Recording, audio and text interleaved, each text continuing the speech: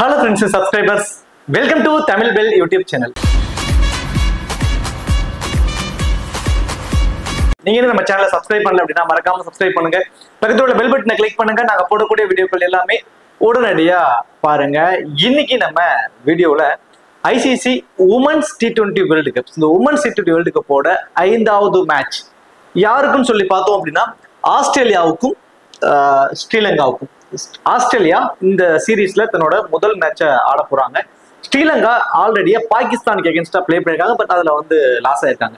So இது 2வது match ஸ்ரீலங்காவுக்கு, ஆஸ்திரேலியாவுக்கு இது முதல் மேட்ச். இந்த 2 டீமுக்குமான ஒரு ஃபுல் ப்ரிவியூ தான் இந்த வீடியோல பார்க்க போறோம். இந்த பர்டிகுலர் ப்ரிவியூ வீடியோ பார்க்கறதுக்கு முன்னாடி நீங்க இன்னும் நம்ம டெலிகிராம்ல ஜாயின் பண்ணல அப்படின்னா மறக்காம ஜாயின் பண்ணிக்கோங்க. டிஸ்கிரிப்ஷன்ல லிங்க் இருக்கு. லாஸ்ட் ½ அன் ஹவர்ல ஸ்மால் லீக்ஸ்க்கான டீமும் மெகா கான்டெஸ்டுக்கான டெமோ டீம்ஸும் அதில் கொடுத்துக்கிட்டு இருக்கோம். உங்களுக்கு ரொம்பவே யூஸ்ஃபுல்லா இருக்கும். ஸோ மறக்காம எல்லாரும் டெலிகிராம்ல ஜாயின் பண்ணிக்கோங்க. அதே மாதிரி லாஸ்ட் மினிட் அப்டேட்ஸ் எல்லாமே டெலிகிராம்ல தான் நம்ம கொடுப்போம். ஸோ மறக்காம எல்லாரும் டெலிகிராம்ல ஜாயின் பண்ணிக்கோங்க.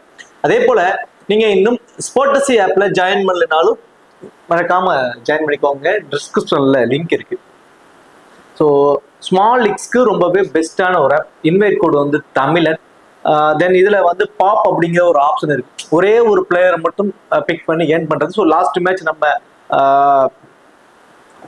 பாகிஸ்தான் மேட்சுக்கு கொடுத்துருந்ததுல நம்ம வின் பண்ணிருந்தோம். ஸோ அதுலேயே நான் இங்கே சைட்ல ஷோ பண்றேன். ஸோ ஒரே ஒரு பிளேயரை மட்டும் நம்ம பிக் பண்ணி நம்ம அதில் நிறைய ஏர்ன் பண்ணலாம். ரொம்பவே சூப்பராக இருக்கும். ஸ்மால் லீக்ஸ்க்கும் இதில் ரொம்பவே பெஸ்ட்டான ஒரு ஆப். இன்ஸ்டன்ட் விட்ரால் அவைலபிளா இருக்கு. டிடிஎஸ் சார்ஜஸ் பிடிப்பதில்லை, ஜிஎஸ்டி சார்ஜஸும் இதில் பிடிப்பதில்லை. இதுல சீரிஸ் லீடர் போர்டு அனௌன்ஸ் பண்ணிருக்காங்க. இன்வெஸ்ட்மெண்ட்டுக்கும் லீடர் போர்டு அனௌன்ஸ் பண்ணிருக்காங்க. கண்டிப்பா ட்ரை பண்ணி பாருங்க. டிஸ்கிரிப்ஷன்ல லிங்க் இருக்கு. இன்வைட் கோடு தமிழன். சரி, வாங்க வீடியோக்குள்ள போகலாம்.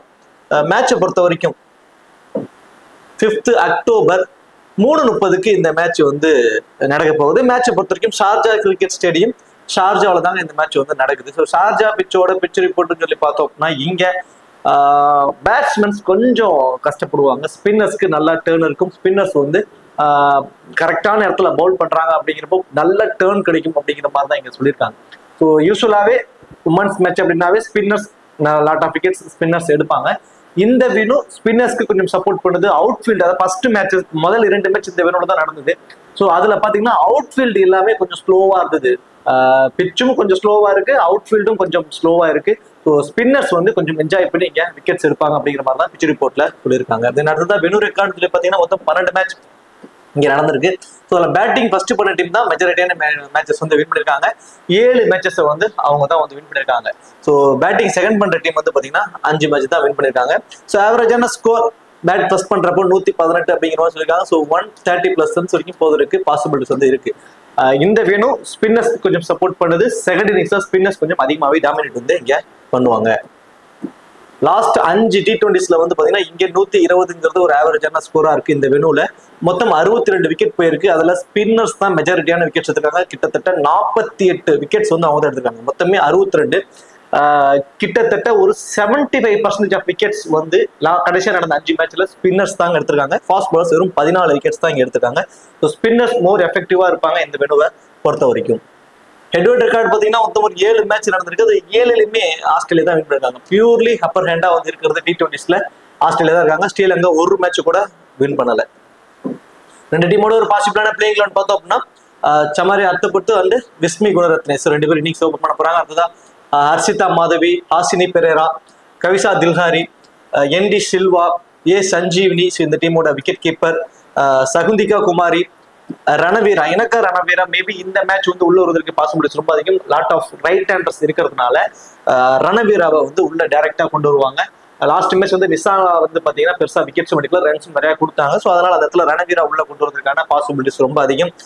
பிரியதர்ஷினி, பிரபோதினி. ஸோ இது பார்த்தோம் அப்படின்னா ஸ்ரீலங்கா உமன்ஸோட ஒரு பாசிபிளான பிளேயிங் லெவன். தென் ஆஸ்திரேலியா பொறுத்த வரைக்கும் Alyssa Healy and Beth Mooney 2 பேர் இன்னிங்ஸ் ஓபன் பண்ண போறாங்க. ஹீலி தான் பாத்தீங்கன்னா விக்கெட் கீப்பர் பண்ண போறாங்க. பீத் மூனி விக்கெட் கீப்பர் பண்ண மாட்டாங்க. ஸோ தென் அடுத்ததா Ellyse Perry, Litchfield, Ash Gardner, Tahlia McGrath, Annabel Sutherland, Georgia Wareham, Sophie Molineux, Darcie Brown. Then அடுத்ததா பாத்தீங்கன்னா மேகன் ஷூட். ஸோ இது ஆஸ்திரேலியா உமன்ஸோட ஒரு பாசிபிளான பிளேயிங் லெவன். இப்போ கிராண்ட் லீக்ஸ்க்கான ஆப்ஷன்ஸ். ஸோ அதுக்கு முன்னாடி நம்ம என்ன பண்ணிடலாம் அப்படின்னா இம்பார்ட்டன்டான பிளேயர்ஸ். இந்த பர்டிகுலர் மேட்ச்ல இவங்கெல்லாம் ரொம்பவே இம்பார்ட்டன்ட் பிக்கா இருப்பாங்க, இம்பார்ட்டன்ட் பிளேயர்ஸா இருப்பாங்க. ஸோ ஃபர்ஸ்ட் அலிசா ஹீலி வருவோம். இந்த பர்டிகுலர் மேட்சோட இம்பார்ட்டன்ட் பிளேயர்ஸ் அப்படின்னு சொல்லி பார்த்தோம் அப்படின்னா அலிசா ஹீலி ஏன் இம்பார்ட்டன்ட் அப்படின்னு சொல்லி பார்த்தீங்கன்னா விக்கெட் கீப்பர்ல அவங்க இருக்காங்க. விக்கெட் கீப்பர்ல சஞ்சீவினி இருக்காங்க, தென் அடுத்ததான் பீத் மூனி இருக்காங்க, தென் அடுத்ததான் வந்து பார்த்தோம் அப்படின்னா அலிசா ஹீலி. இந்த 3 பேரும் இருக்காங்க. சஞ்சீவினி வந்து பார்த்தீங்கன்னா அவங்களோட டவுன் ரொம்பவே டவுன் த ஆர்டர்ல வராங்க, ரொம்ப ரொம்ப ரொம்ப டவுன் ஆர்டர்ல வராங்க. பேட்டிங் அவங்களுக்கு வாய்ப்பு கிடைக்குமாங்கிற ஒரு கொஸ்டின் மார்க் இருக்கு. இப்போ விக்கெட் கீப்பர் மூலமா கிடைக்கக்கூடிய அந்த ஃபேண்டசி பாயிண்ட்ஸ் வந்து 25 ஃபேண்டசி பாயிண்ட்ஸ் இவங்களுக்கும் கிடைச்சிடும், சஞ்சீவனிக்கும் கிடைச்சிடும். அப்படி பாக்குறப்ப பேட்டிங்ல டாப் ஆர்டர்லயே வரக்கூடிய ஆப்ஷன் அலிசா ஹீலிக்கு இருக்கிறதுனால அவங்க இந்த 11 மேட்ச்ல இம்பார்ட்டன்டா இருப்பாங்க. போத் இன்னிங்ஸ்லுமே டாப் ஆர்டர்லயே வராங்க. ஒரு 15 இருந்து 20 வெறும் 15 ரன் அடிச்சா கூட போதுமானது 20 ஃபேண்டசி பாயிண்ட்ஸ் கிடைச்சிடும். தென் விக்கெட் கீப்பர் மூலமா கிடைக்கக்கூடிய 25 ஃபேண்டசி பாயிண்ட்ஸ் சேர்த்தாலும் ஒரு 50 ஃபேண்டசி பாயிண்ட்ஸ் வரைக்கும் சாலிடா அவங்க வருவதற்கு பாசிபிலிட்டிஸ் அதிகங்கிறதுனால இந்த பர்டிகுலர் மேட்ச்ல ஆப்பன் டீமோட விக்கெட் கீப்பர் வைஸ் பாக்குறப்ப இவங்க ரொம்பவே இம்பார்ட்டன்ட் பிக்கா இருக்காங்க. அதே மாதிரி பீத் மூணு எடுத்துக்கிட்டீங்க அப்படின்னா அவங்களுக்கு எக்ஸ்ட்ரா அட்வான்டேஜஸ் இல்ல, விக்கெட் கீப்பர் அவங்க பண்ணல, அந்த 25 ஃபேண்டசி பாயிண்ட்ஸ் அவங்களுக்கு கிடைக்காது. அஸ் அ பேட்டர் அவங்க 30 ரன்ஸுக்கு மேல அடிக்கணும் அப்படிங்கிறதுனால இந்த பர்டிகுலர் மேட்ச்ல விக்கெட் கீப்பர்ல அலிசா ஹீலி ரொம்பவே ஒரு இம்பார்ட்டன்ட் பிக்கா இருக்காங்க. ஆஸ் கார்னரை பொறுத்த வரைக்கும் 4 ஓவர் இந்த பர்டிகுலர் மேட்ச் மஸ்டா பவுல் பண்ணிடுவாங்க. என்ன காரணம் அப்படின்னா லாட் ஆஃப் லெஃப்ட் ஹேண்டர்ஸ் இருக்காங்க ஸ்ரீலங்கன் டீம்ஸை பொறுத்த வரைக்கும். ஸோ ஸ்ரீலங்காவில் வந்து நிறைய லெஃப்ட் ஹேண்டர்ஸ் இருக்கிற காரணத்தினால அஸ்லே கார்னர் அவங்களோட 4 ஓவருமே வந்து அவங்க பவுல் பண்ணிடுவாங்க. தென் பேட்டிங்ல செகண்ட் டவுன் தேர்ட் டவுன்ல எதுல வேணாலும் வருவாங்க.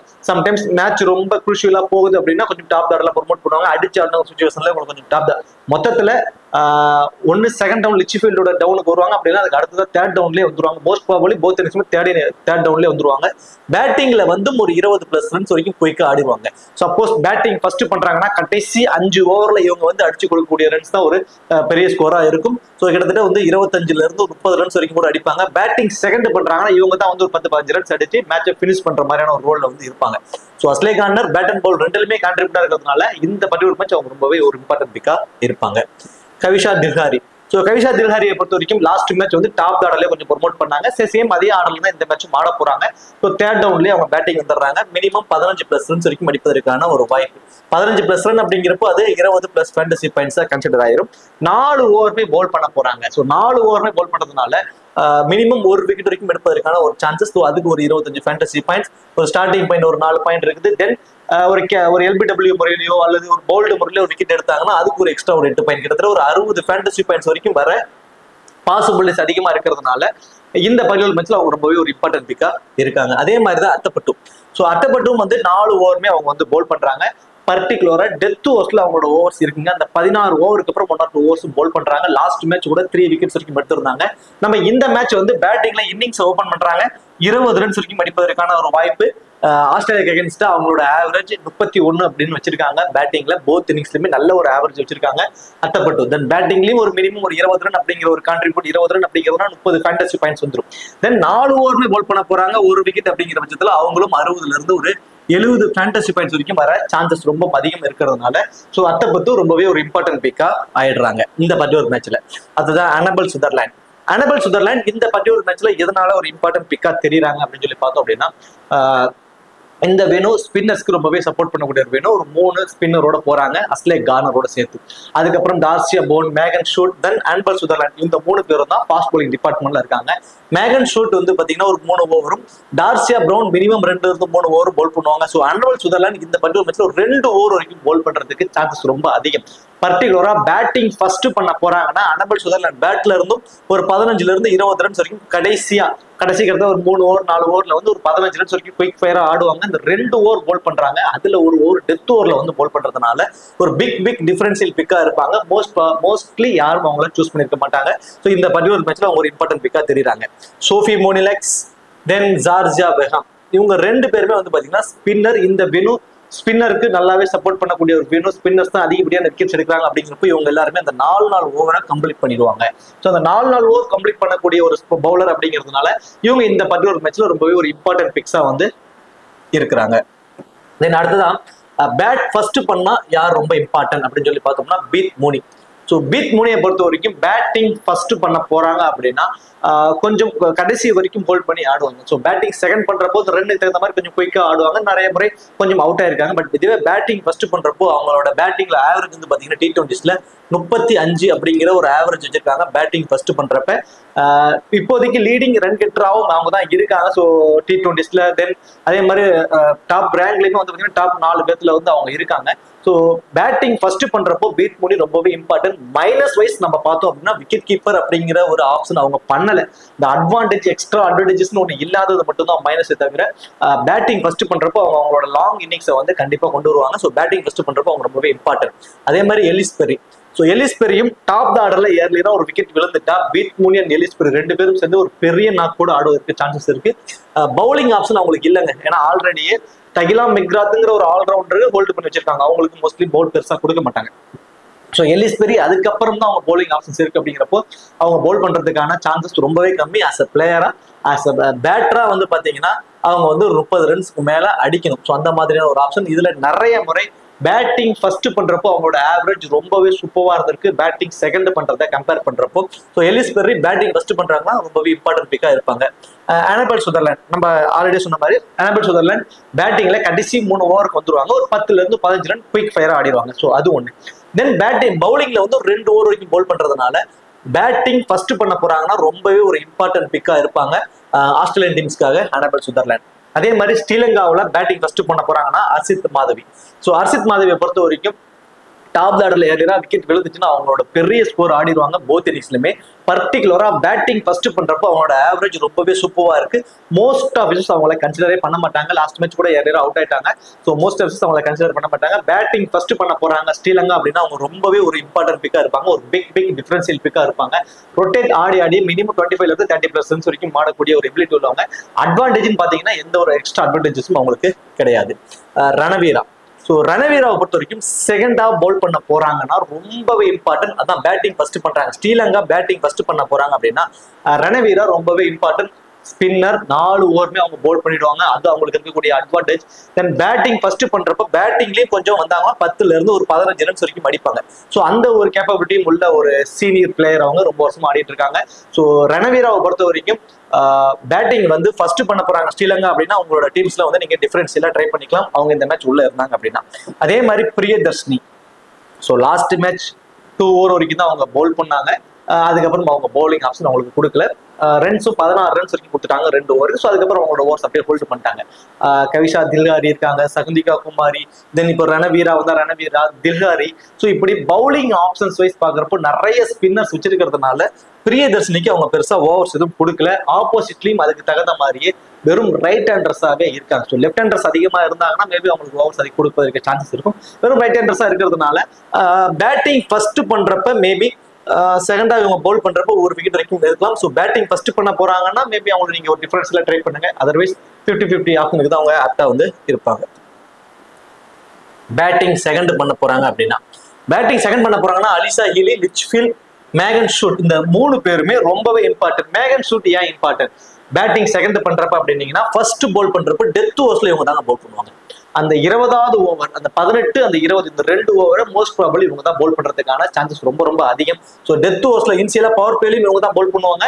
டெத் ஓவர்ஸ்லயும் இவங்க தான் பவுல் பண்றதுனால பேட்டிங் வந்து செகண்ட் ஹாஃப் பண்றப்போ ரொம்பவே இம்பார்ட்டன்ட். அதாவது ஃபர்ஸ்ட் பவுல் பண்ண போறாங்க ஆஸ்திரேலியா ரொம்பவே இம்பார்ட்டன்ட். அதே மாதிரி அலிசா ஹீலி எதனால வந்து இந்த பர்டிகுலர் மேட்ச்ல எனக்கு தெரிஞ்சு போத் இன்னிங்ஸ்மே அவங்க இம்பார்ட்டன்ட் தான். ஏன்னா அவங்க ஆப்போனன்ட் டீமோட விக்கெட் கீப்பர் ரொம்ப லோயர் மிடில் ஆர்டர்ங்கிறதுனால போத் இன்னிங்ஸ்மே இம்பார்ட்டன்ட். யூசுவலாவே வந்து Alyssa Healy second half bat பண்றதுக்கு ரொம்பவே இம்பார்ட்டன்ட். என்ன காரணம்னா பேட்டிங் பண்ணுவதற்கு முன்னாடியே விக்கெட் கீப்பர் மூலியமா ஒரு 25 to 30 fantasy points wicket keeper மூலியமா அவங்களுக்கு கிடைச்சிரும். அது தொடர்ந்து அவங்க வந்து பேட்டிங் வந்து ஆடுறப்போ செகண்ட் ஹாஃப் வந்து பேட் பண்றப்போ குயிக் ஃபயரா அந்த ஸ்கோர் நமக்கு தெரிஞ்சிடும், இவ்வளவு ரன் அடிக்கணும்னு தெரிஞ்சிடும். அதுக்கு தகுந்த மாதிரி பவர் பிளேவை யூஸ் பண்ணி ரொம்பவே சூப்பரா ஆடிடுவாங்க. அலிசா ஹீலியை பொறுத்த வரைக்கும் செகண்ட் ஹாஃப் பேட் பண்றப்போ ரொம்பவே இம்பார்ட்டன்ட், மஸ்ட் ட்ரை. பட் இந்த பர்டிகுலர் மேட்சை பொறுத்த வரைக்கும் 2 இன்னிங்ஸ்ல அவங்க ரொம்பவே இம்பார்ட்டன்ட் பிக்கா இருப்பாங்க. அதே மாதிரி லிட்ச்ஃபீல்டை பொறுத்த வரைக்கும் நீங்க போத் இன்னிங்ஸ்லுமே ட்ரை பண்ணலாம். அது எந்த மாதிரி டீம்ல போத் இன்னிங்ஸ்லங்கிறத நான் சொல்லிடுறேன். டாப் ஆர்டர்ல ஏர்லியா 2 விக்கெட் விழுந்துரும். நீங்க ஸ்ரீலங்காவுக்கு ஃபேவரா ஒரு டீமை போடுறீங்க அப்படின்னா அந்த டீம்ல மஸ்ட் ட்ரை லிட்ச்ஃபீல்ட். நியூட்ரலான டீம் போடுறீங்கன்னா அதுல செகண்ட் இன்னிங்ஸ்ல அவங்களோட ஆவரேஜ் ரொம்பவே சூப்பரா இருக்குங்க. டாப் ஆர்டர்ல ஏர்லியா 2-3 விக்கெட் விழுந்துரும் ஒரு 1 சரி டீம்ஸ் ஒன் சைடா நீங்க போடுறீங்க ஸ்ரீலங்காவுக்கு ஃபேவரா அப்படின்னா அதுல லிட்ச்ஃபீல்டு மஸ்ட் ட்ரை.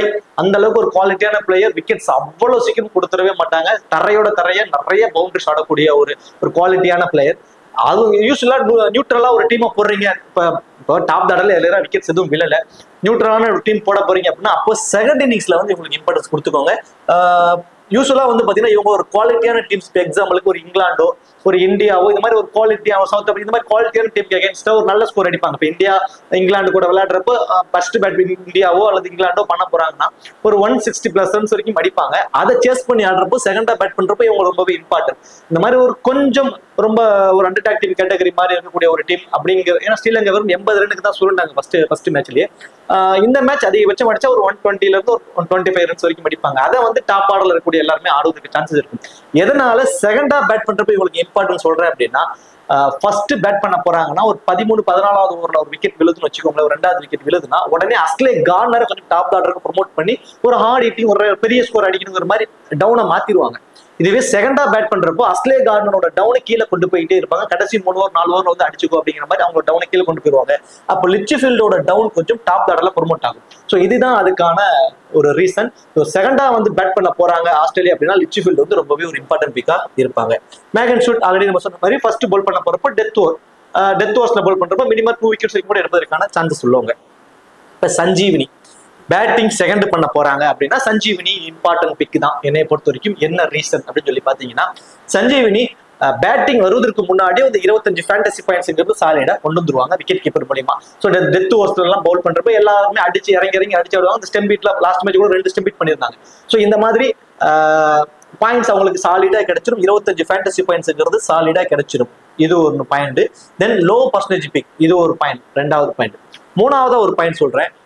பேட்டிங் ஃபர்ஸ்ட் பண்ண போறாங்கன்னா ஆஸ்திரேலியா மினிமம் 160ல இருந்து ஒரு 170+ ரன்ஸ் வரைக்கும் கூட கொண்டு போயிடுவாங்க. அந்த அளவுக்கு ஒரு குவாலிட்டியான டெப்தான ஒரு பேட்டிங் லைனப்ஸ் வச்சிருக்காங்க.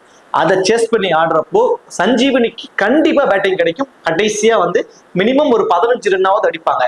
அப்போ கிட்டத்தட்ட ஒரு 15னா ஒரு 20 ஃபேண்டசி பாயிண்ட்ஸ் ஸ்டார்டிங் மேல எல்லாம் சேர்த்துட்டீங்கன்னா ஒரு 50ல இருந்து ஒரு 60 ஃபேண்டசி பாயிண்ட்ஸ். ஒரு பவுலர் 2 விக்கெட் எடுத்தா என்ன பாயிண்ட்ஸ் கிடைக்கும் அது வருவதற்கான பாசிபிலிட்டிஸ் இருக்கும். பிக் டிஃபரன்ஷியல் பிக்கா சேஸ் பண்ண போறாங்க ஸ்ரீலங்கா, அதாவது செகண்டா பேட் பண்ண போறாங்கன்னா நீங்க அவங்களுக்கு ரொம்பவே இம்பார்ட்டன்ஸ் கொடுத்துக்கலாம் சஞ்சீவனியை பொறுத்த வரைக்கும். விஸ்மி குணரத்னி போத் இன்னிங்ஸ்லுமே ரொம்பவே டீசெண்டா ஆடிட்டு இருக்காங்க ரீசன்ட் டைம்ஸ்ல எல்லா டீமுக்கு அகேன்ஸ்டாவும். பட் இந்த வெனுல ரொம்பவே கஷ்டப்பட்டாங்க, ஸ்பின்னர்ஸ்க்கு அகேன்ஸ்டா ரொம்ப கஷ்டப்பட்டாங்க. ரொம்ப நிறைய பால வேஸ்ட் பண்ணி 20 ரன் சம்திங் அடிச்சிருந்தாங்க லாஸ்ட் மேட்ச். இவங்க வந்து செகண்டா பேட் பண்றப்ப இவங்களோட ஆவரேஜ் ரொம்பவே நல்லா இருக்கு ரீசெண்ட் டைம்ஸ்ல. பட் இந்த மாதிரி குவாலிட்டி டீமுக்கு அகேன்ஸ்டா மேகன் ஷூட், தென் அடுத்ததா வந்து பாத்தீங்கன்னா அஸ்லே கார்னர், லைக் இப்போ டார்சியா பிரவுனோட நல்ல ஒரு வேகம் ஒரு 130 சம்திங் போடுவாங்க அவங்க பவுலிங்ல. அந்த மாதிரி ஒரு குவாலிட்டியான ஒரு ஃபாஸ்ட் பவுலிங் டிபார்ட்மெண்ட்டுக்கு அகேன்ஸ்டா வந்து விஸ்மி குணரத்னே வந்து ஒரு பெரிய ஸ்கோர் அடிப்பாங்களா அப்படிங்கிறது மிகப்பெரிய ஒரு கொஸ்டின் மார்க் தான். பட் செகண்டா பேட் பண்றப்போ அவங்களோட ஆவரேஜ் கொஞ்சம் டீசெண்டா இருக்கு. சகுந்திகா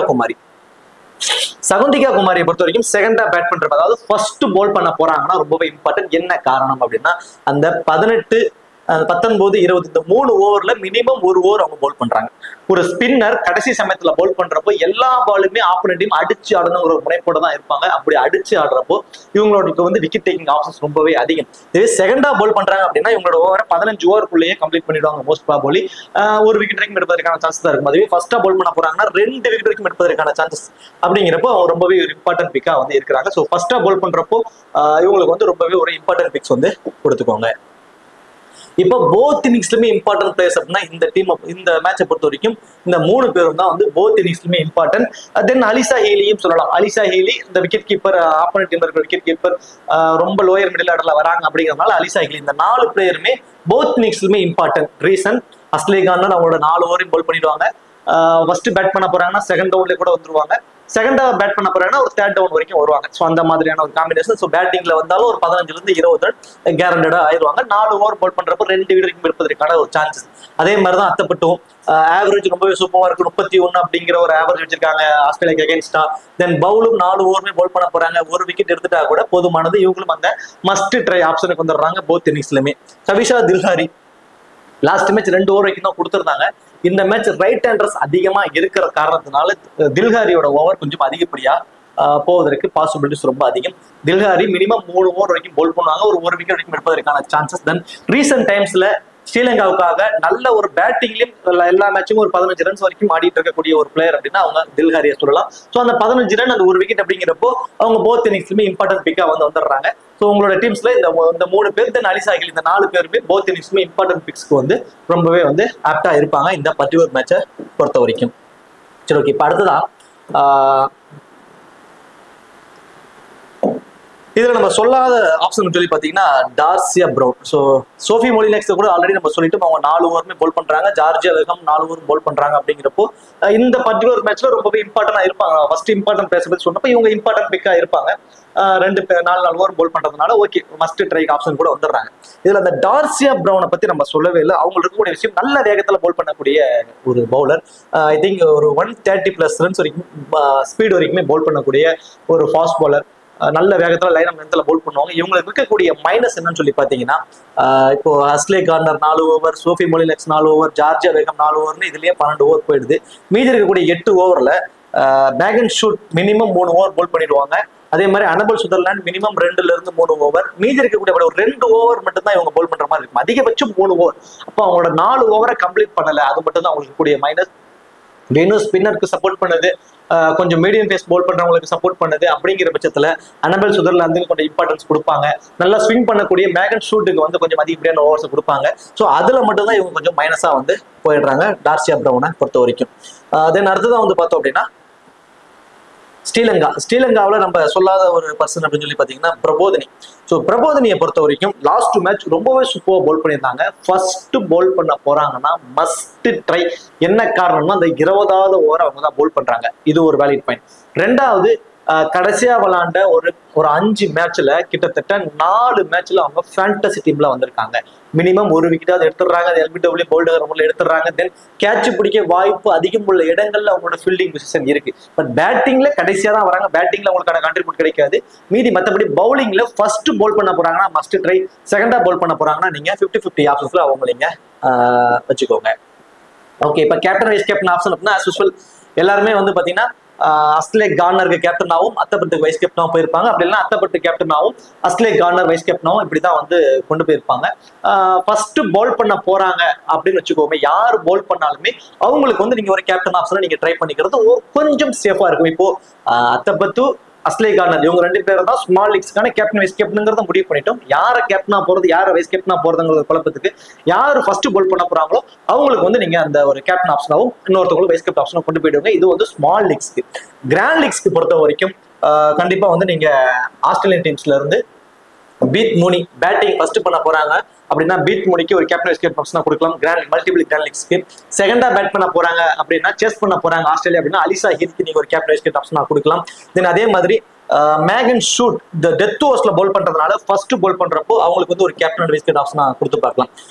எல்லாருமே அஸ்லே கார்னர் இவங்களுக்கு தான் லைக் அத்தப்பத்துக்கு தான் கொடுத்துருப்பாங்க. ஸோ இவங்களுக்குலாம் நீங்க டிஃபரன்ஸ் எல்லாம் ட்ரை பண்ணி பார்க்கலாம். அதே மாதிரி கவிஷா தில்ஹாரி, ஸோ அவங்களுக்கும் நீங்க பாத்தீங்கன்னா இந்த பர்டிகுலர் மேட்ச்ல அட்லீஸ்ட் ஒரே ஒரு டீம்லயாவது ஒரு வைஸ் கேப்டன் ஆப்ஷனா ட்ரை பண்ணி பாருங்க. மேபி ஒரு 2 விக்கெட் தென் பேட்டிங்ல ஒரு 15-20 ரன் அப்படின்னா ஒரு வைஸ் கேப்டன் கூட ஒரு ஆப்டா இருப்பாங்க. சரி, ஓகே. இந்த வீடியோ உங்களுக்கு பிடிச்சிருக்கும்னு நினைக்கிறேன். இந்த வீடியோ உங்களுக்கு பிடிச்சிருந்துச்சுன்னா மறக்காம வீடியோக்கு லைக் பண்ணி வீடியோ கொஞ்சம் சப்போர்ட் பண்ணுங்க. இந்த வீடியோ பத்தி கருத்துக்களை கமெண்ட் செக்ஷன்ல சொல்லிடுங்க. தேங்க்யூ.